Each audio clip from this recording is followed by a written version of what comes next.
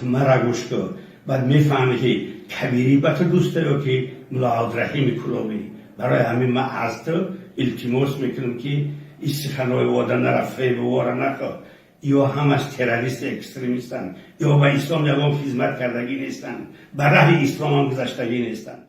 سلام علیکم تماشاچیان شبکه‌های اجتماعی اینترنت،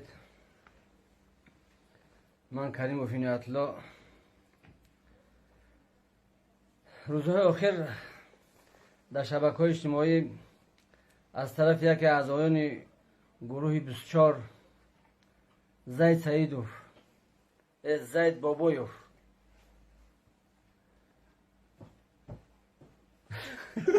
بیزای سر دومیدم چون دیگه İşe برید تستر میکنم استودا گام نزن işe برید داور.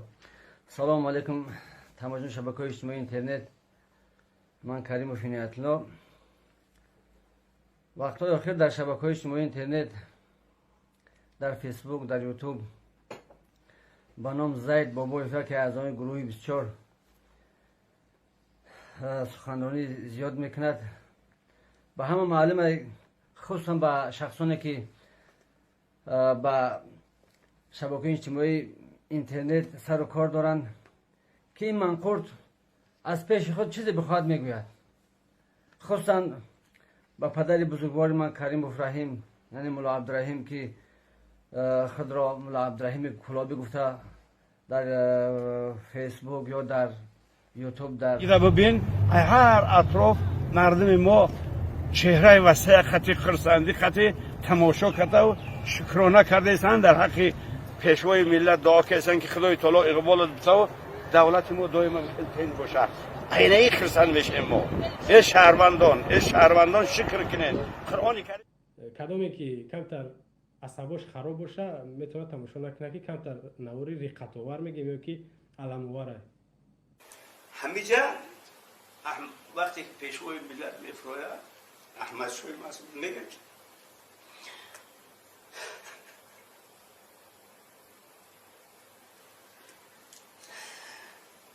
رحمان میگه روزی آمدن که نبود ما و شما رو بخواه یکسان کردن. یعنی آسان خب یک بار بافیم که کفایت دیگه پفتور نمونمش تکرارم.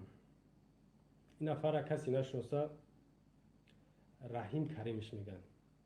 رحیم کریم دیگه ساکن گیجا بودنش مهم نیست. یکی از استادها معلم‌ها در دانشکده اسلامی هست. میگن که از زن غر بیروید زن که استادش غره. هم خیلی چاپلوس به دنیا نمیاد. مثال بگیم که فرزند همین شاید چاپلوس باشه، هیچ وقت قهرمان نمیاد. اینجا ما یعنی برای چی رما موندم؟ این چاپلوسی کرده. این یکم بار نیست گریه کنه. این گریهش در نشست ساحه، در وقت نشست ساحه و در بین حکومتی‌ها، در بین همه آدمای حکومت گریه میکنه. این یکم بار گریهش نیست. این نقلش هم دویم بار شد در ویدیو ما در شبکه یوتیوبی پخش گفتم دیدگین. یک بار دیگه گریه کرد، اون ویدیوش ما نیافتم. در نزد امام علی خودش ای مردم بخشش پرسید، در نزد امام علی پیش انتخابات 2013 بود. پیش انتخابات 2013 گریه کرد. همین گریه همین عقلو. یعنی که امریکا گالیوود داره، هندوستان بالیوود داره، که برعکس خیلی همیو. در تاجیکستان تا تالیوود تشکیل کنیم، تالیوود همین را راهبر رئیسش مونه. نگاه کنین گریه داره. گریه خود از شما نریخت. این من نمیدونم قضا گریه بگم، شیطان گریه بگم، ای در مورد چش همین گریه کردگی نیست. اینا میرم من ندیدم، من باور دارم که در مورد چش گریه کردگی نیست. از امیر برین طلبه و دانشجو در تای دستش میخونید، برین پرسن که برای پیامبر کو گریه که کامیرات کنه، کو گریه که میتونه نمیتونه گریه کرد، برای چی گریه کنه؟ اما در اینجا برای چی گریه کرد؟ در باری احمد شوی مسعود بود که فهمید که رحمان امروز روزی اومدن تو نبود، یا که در باری امام علی بود؟ نه در باری اوش بود، نه در باری ایش.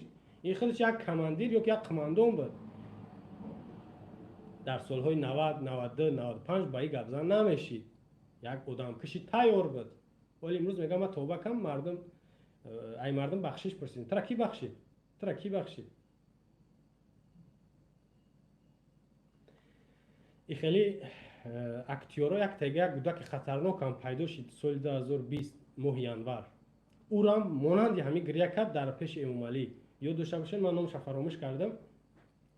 از یک مکتب دیدن میکنن همین امام علی. در اونجا طلبهایی که افتخارنامه دارن، دیپلم دارن، نمیدونم درباره فروغ صبح دانایی کتاب است، هم خیلی چی جشنه یا که همین چی دا میروپریاتی دا اشتراک میکنن. هم کودک‌ها اونجا سین سالشون یک نیست، همه ششتگیان.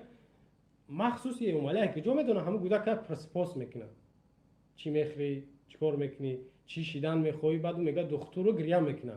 میگه برای چی با گریه میکنی؟ بخچه تری امام علی پرخچم اکتیوره، چی با گریه میکنی؟ میگه بیمارم. در حال بعد فریاد میکنه کلی بی‌تابی دیگه که ایرا تحت نظارت خودت به پول توبت میکنی. اما یک هفته بعد دکتر گفتن هیچ بیمار نیستی کودک. شما میدونید که اکتیوری کردم کودک تو نیست، مسخره بازی کرد در پیش ولی تو نیست، گریه کرد. یک کودکی گرد، یعنی که 2 نفر شد. انا کودک هم کلان شد مونان دیگه میشه. اما خیلی همین کریم نباشه گریانچک میگیم که دیگه نون دیگهش نگم. او دویم باره و یکم بارش در کابل وقتی در ایرپورت میروه احمد شاه مسعود نقل کرد که هم دشمنای ما هم دشمنای رحمانوف یک جای جمع شدن و ما امنیتی که کابل میگرفتم باید هر دونه نست میکن سخته حساب ایرپورت. وقتی که فرا آمد و گفتم رحمانوف امروز روز آمدن اینچه نبود، گفت که من چهره که هموطنها و شهروندای تاجیک و تاجیکستانی ها فرق نداره که اصلا بیرون از مرز تاجیکستان است، ما اونجا نیست شویم برویم به تحریک بومان. این میگه از قلبش بود. انا در تخار، در فرخار تخار وقتی زاره اون اولا میکنه پیشوای ملت در سر میز مذاکره میشینن، دست دراز میکنه و طرف استاد نوری که بیا دست بتیم که این مردانگی از فارسا و ای تاجیکا است که گناه های گذشته رو دستش دراز نمیکنه. استاد ربانی میآید و همین خدمه قبل دستش در دست استاد نوری میتن.